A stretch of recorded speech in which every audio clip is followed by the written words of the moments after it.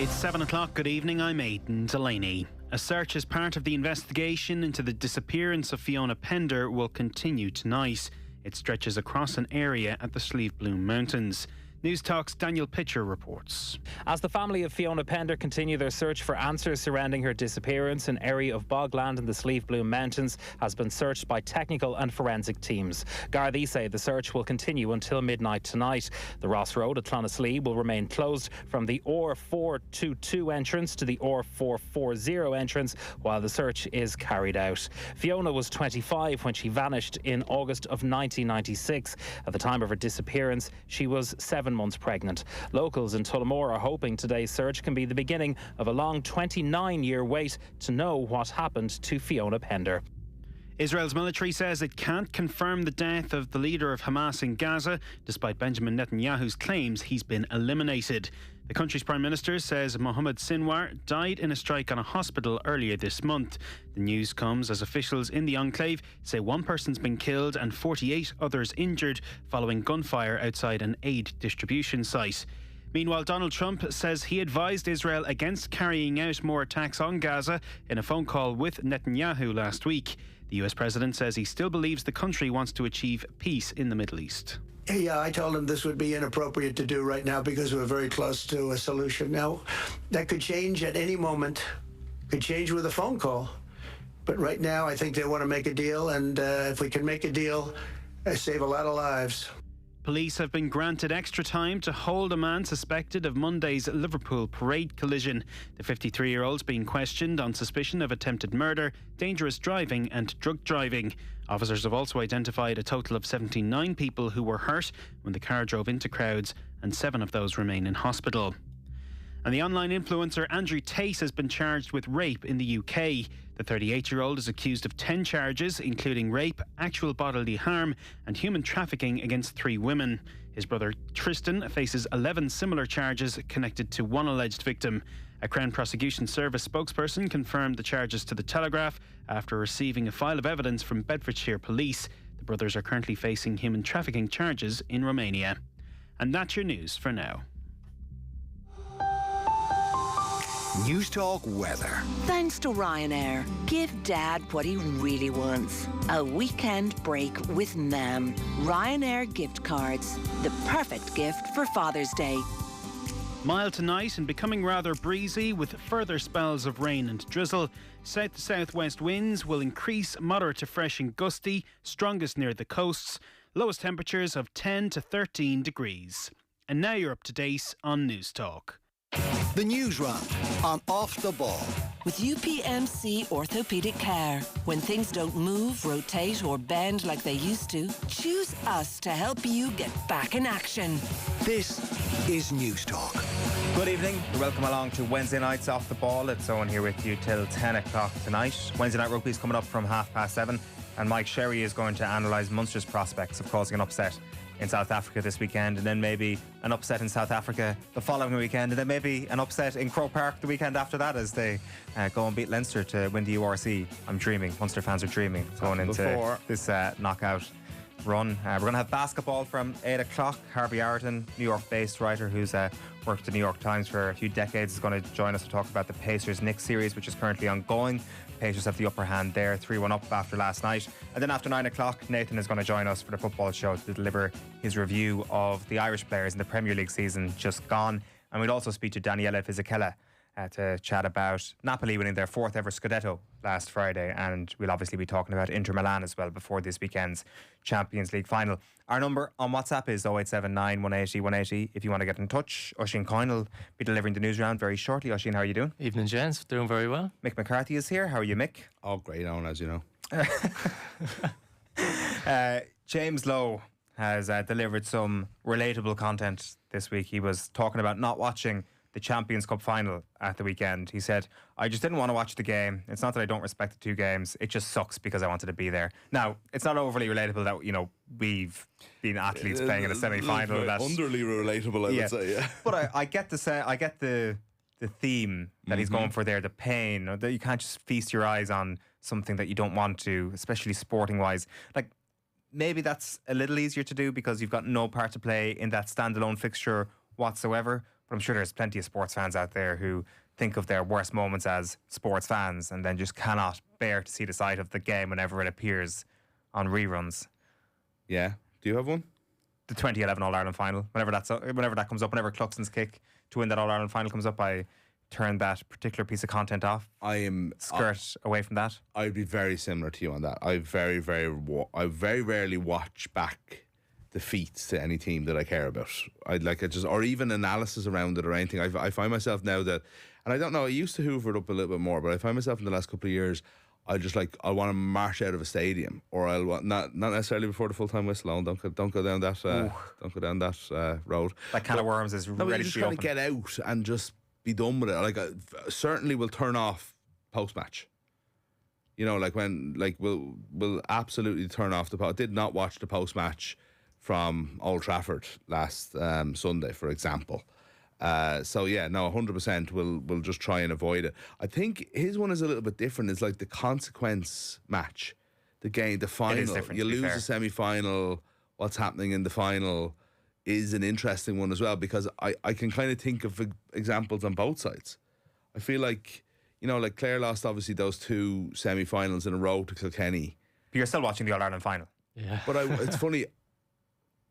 The first All-Ireland final, because Clare were absolutely hammered, and, you know, there's that amazing game where Garrett Hegarty got that incredible goal where he ran through the converging defenders and so on. Like, very, very interesting, that game. Now, the next one I actually went to because I got a last-minute ticket or whatever, and Clare had lost in heartbreaking fashion 2 weeks before. Very, very different. And I felt a lot less... It took a long time, but it took Limerick's insane second-half comeback where they... you know, won the second half by 162 points for me to kind of gain interest as a neutral again, to me to accept it for what it was, you know. So it was, I don't know, I find that hard to answer actually, because it is an interesting point. What are you not watching, Oisín? What are you turning off if it comes on your feed? Mine's a really funny one because I wasn't actually even alive for it, but my family have completely implemented it into me. The 1998 All-Ireland football final, Kildare losing to Galway, lads. The torture I've had listening to family members over the years of what we were to what we are now. Like, yeah, that's generational trauma. I know, yeah, and it's been obviously Miko this year. It's been popping up everywhere, and I'm like, just don't show us that clip. Like. Have you ever watched The Year Till Sunday? No. Right. Great documentary, not for you, but in general. The rest of us love it. That's so interesting. I mean, have I ever mustered the courage to watch the 1982 All-Ireland football final back? And can't say I have. You know, that is an important thing. Like the family nature to it all. Like, it is the stuff of legend. You know, the hand-me-down nature of this is a bad thing that happened to our county, and thereby it's a thing that we can't possibly confront. Ciara, it's funny when you mention that's obviously a very famous All-Ireland final. 1982, probably the most famous All-Ireland final.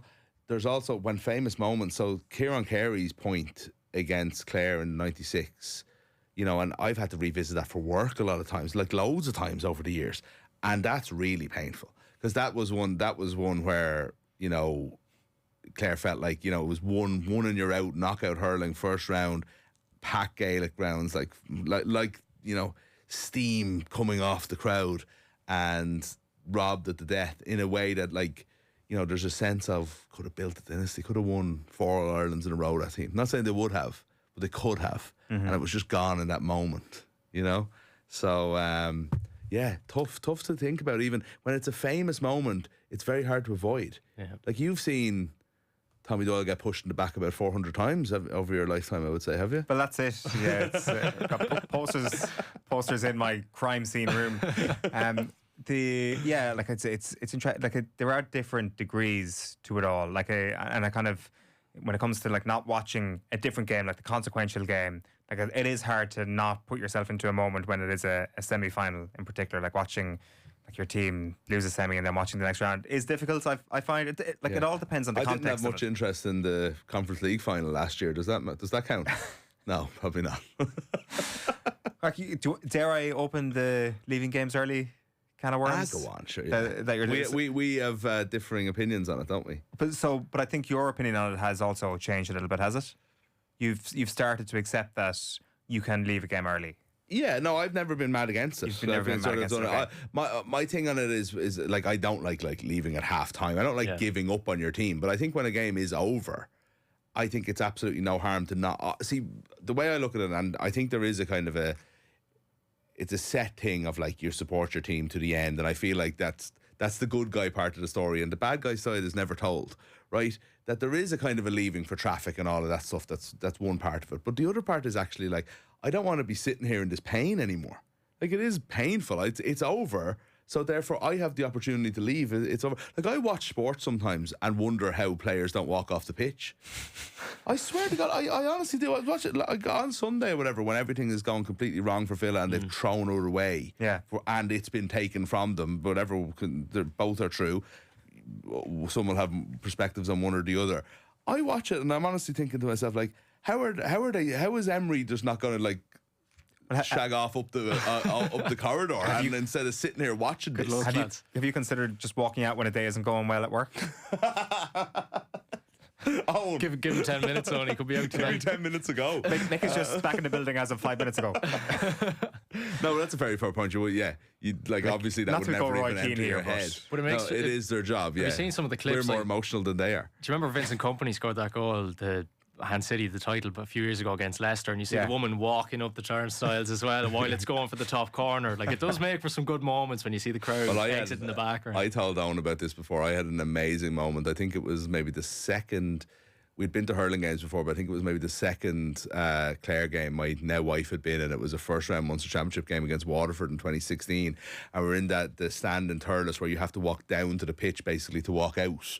And Waterford had got what I thought was the ceiling score just before, and was like, right, we're going. Left her kind of behind. She didn't realise I was leaving.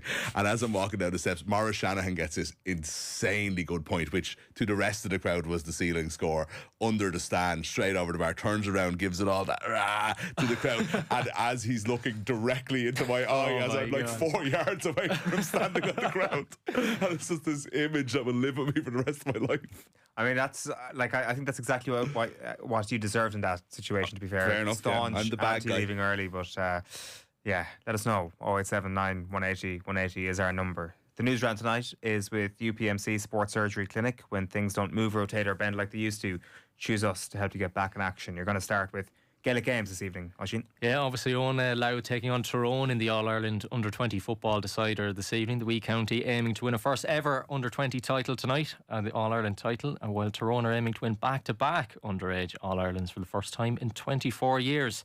Former Tyrone star Colm Kavanagh has been speaking before the game, and he says the hard work in the background is finally paying off for Tyrone. You know, for years we've just... The guys have got the systems and the right people there, and look, we're a big county. We've a big pick, and thankfully that's translating onto the pitches, and they're able to now in back-to-back All-Ireland finals. So it's fantastic for the lads, and it sets up a real platform, I suppose, for the future. So yeah, great, good times. And throws in at the Athletic Grounds in Armagh very shortly at about 7:30 on. Yeah, Louth obviously. Big outsiders for that game. Half down to pedigree, you'd have to say, with this Tyrone team, and a couple of the players that have been there from last year as well, and a very, very impressive team going for back-to-back. And then half of it is down to what Tyrone have shown this year as well. They look just as impressive as they were last year, but still, what a year it's been so far for Louth, and you wouldn't write them out of this tonight either. We were chatting to JP Rooney about this yesterday, and he definitely pointed to a few areas where they can possibly hurt Tyrone. So 7:30 throw in there. We have an update on integration. Yeah, the three bodies that oversee Gaelic games have established a Central Fixtures Oversight Committee. The Camogie Association, GAA and LGFA see it as a significant step towards full integration. The committee is looking at a long-term vision for fixtures in one association and developing protocol around facilities for all codes, I should say. The steering group on integration has also started its goal to have one single membership for all associations in 2027. Will Mick McCarthy be watching this year's Conference League Final? You're interested at this time, Mick?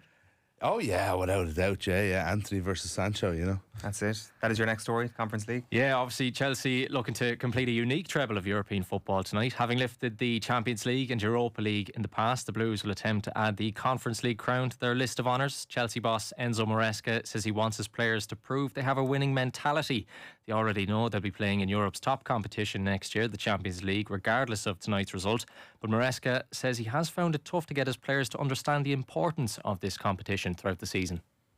The most complicated thing this season about the conference has been to convince the player that for us was the best competition in the world. And the reason why was because it's the competition that we were in.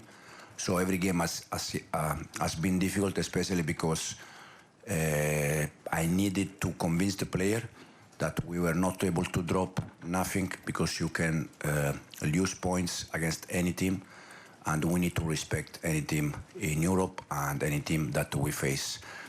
And then I'm not focused about winning this competition or with this trophy because my name. For sure, I'm happy if we win, but I'm especially happy for the club, for the fans, and as you said, also because Chelsea can become the first club in Europe to win all the European competition. That's Enzo Maresca there. So kick-off in Poland in tonight's Europa Conference League Final is at 8 o'clock. Bit of transfer news for you now, lads. Real Sociedad midfielder Martin Zubimendi is set to undergo a medical ahead of a move to Arsenal. BBC Sport is reporting that the deal is entering the closing stages, with all relevant documents signed. The 26-year-old defensive midfielder's release clause is €60 million. The Spanish international has played 180 La Liga matches with the Basque club. And I suppose a bit of Irish news then. Preston North End winger Robbie Brady has signed a new one-year deal. The 33-year-old Republic of Ireland international, who plays at left wing back for the club, has made 100 appearances in the for the championship side since joining in July 2022. It also comes on a day where Brady was nominated for the Senior Men's International Player of the Year alongside Nathan Collins and Caoimhín Kelleher. So a couple of things to go back to there. You're excited for Anthony versus Jadon Sancho. Sancho's on the bench. I know. This evening for Chelsea. Chelsea's run of European Cups, I know it's the Conference League is like 3 years old, so it's like what do you do? They also were the last winners of the Cup Winners' Cup. They're going to have a fairly interesting European pedigree, don't they, Chelsea? Yeah, they do. I think there's a weird issue with Chelsea where I think people sometimes just they don't get kind of credit for their kind of consistent level of success that's going on 20 years now, or even longer in some ways in terms of being relevant. Well, what do you mean credit? First of all, Chelsea have been wildly inconsistent over the last 10 years. Yeah, but they're a trophy picking up club. In the same way as Manchester United. Manchester United, some of the worst teams that they've ever had in the last few years, are picking up trophies every 2 years. It is an interesting compared to Manchester United. Now, one of the ways to do it is by paying billions on your squad and so on. I'm not suggesting it's coming from pure work ethic or anything like that, but there is I suppose when Chelsea are often derided, they're still finding ways of, they won the Champions League a couple of years ago, And they still managed to creep into the top 5 this season. Yes. I do wonder if the derision is actually muscle memory from a couple of chaotic years under Todd Bowley, and then actually look at the squad and you're like, hold on a minute, this is the youngest average age of a starting 11 in Premier League history, and they've managed to sneak their way into the top 5. And it's as settled a team as you would expect, as you would ever get from Chelsea. You expect, I know the Conference League has been the outlier in that until tonight, but generally you would expect the same 14 lads to be picked in that first 11. Yeah. In the Premier League. Yeah, if everybody's fit, Yeah, I do think they've got the credit, and I think people have certainly been appreciative of it. And it's not just the players, picking up Conte and then him going and winning a Premier League is kind of a Conte thing to do, as we've seen last week as well in terms of what he's done with Napoli and some of the money they've spent. But it is interesting the comparison with United, who've obviously thrown a lot of money at a problem as well down through the years, including throwing money at potential managers. It just has never led to the high moments. Chelsea's ceiling is just way higher than anything United have shown over the last 10 years. So there is that. There's a text in about the Arsenal transfer story that you had there. Yeah. Why are Arsenal signing a holding midfielder when a striker is needed, and they let Manchester United sign Cunha? Maybe Thomas Partey's on the way out and they're preempting that. It's very early in the transfer window as well. Yeah. At the end of the season, at the end of the transfer market, if Zubimendi is the only piece of business that Arsenal have done, I think there might be This is a player that they've been after for quite a while and have had a bit of competition for, and this is business to wrap up early if you want it. It's a brilliant move from Arsenal if it is the player that they want. You know what I mean? You're going to spend it, you wrap that up as early as you can. Don't let bidding war. Don't let Liverpool decide they're back interested, etc. So I can't see how Arsenal fans are complaining about it. No, I not at this point. As long as they get as long as they get that centre forward. I think they'll be in a much better position going into the start of next year. Great news about Robbie Brady as well, by the way. Still the Republic of Ireland's first choice left back, you'd have to say, for the foreseeable until somebody comes through. The tennis is next, Oisín. Yeah, I suppose the highlights of the French Open today. Emma Raducanu, who's out of the competition. The British tennis number 2 was convincingly beaten in straight sets by defending champion Iga Swiatek in the second round. 2-time finalist Casper Ruud is out of the competition as well at the second round stage. His earliest exit since 2018. The Dane needed treatment for a leg injury after the third set at 2-1 down before losing in 4 sets to Nuno Borges from Portugal. And finally, men's second seed Carlos Alcaraz is through to round 3 after beating Hungary's Fabian Morzsan. Owen has been in touch to ask, will John Terry turn up tonight in full gear if Chelsea win? Wouldn't be surprising. Like, it is worthwhile kind of like casting the mind back to that first Champions League that they did win, because that was always the criticism of Chelsea, like that Manchester City-esque, that current PSG-esque conversation about, oh, you've won all the leagues but you've never been able to do it in Europe, and then they've actually managed to churn out a couple of them since that drought ended. I guess it's very funny night though.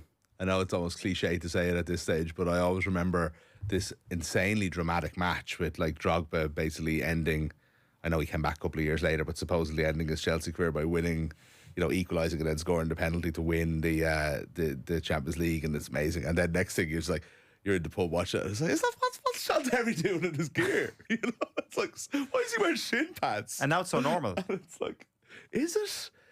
How come people have taken that derision and one of the biggest clowns in world football? That story was, nobody thought that was a good idea, and everyone said, yeah, that's the done thing now, we'll all take that on. James Maddison last week, full kit. I didn't notice James Maddison. The amount of headlines that lad's been grabbing online the last week is ridiculous. Like, to not even play in the final and to be hogging so much of the coverage is kind of ridiculous. It's an achievement in James itself. Maddison does seem like the type that would idolise John Terry. Yeah, maybe that's why. Maybe it was a specific ode to John Terry when he got kitted off there last Thursday before the final last Wednesday. Why are you wearing shin pads? That was just the cherry on the cake, really. Make it look authentic. We have time for maybe one more story, Oisín. Yeah, we'll take a look at the golf phone. So Rory McIlroy is going to be skipping the Memorial Tournament this year. Jack Nicklaus has been speaking ahead of the PGA Tour's signature event he hosts every year, and he told reporters that Rory had not contacted him about skipping this year's event. It'll be the first time the 5-time major winner has missed this event since 2017. The down native is currently in a media blackout. He hasn't spoken to the press prior to the US PGA Championship at Quail Hollow.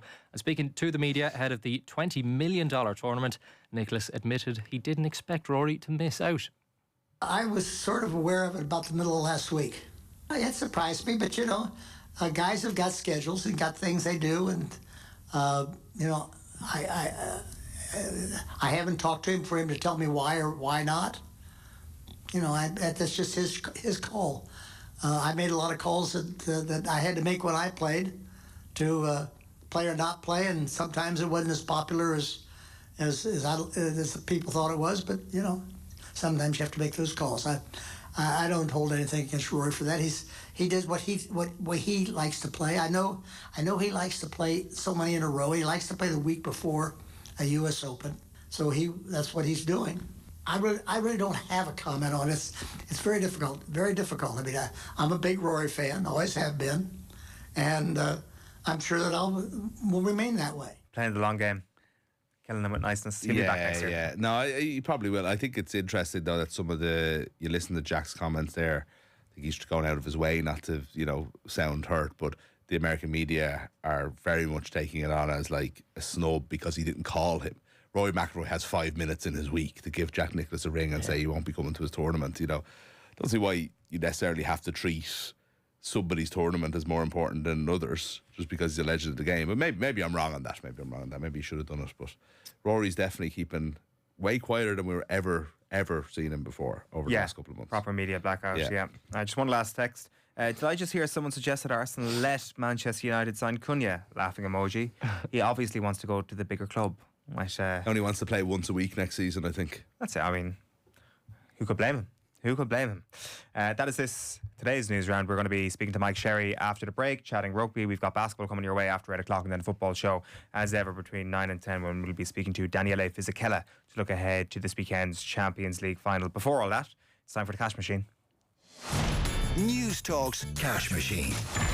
Now, there's another huge amount to be won in the cash machine this week. It's on Friday, and the number you need to know is €209,000. Exactly. Text PLAY, PLAY, to 57557. That's 57557.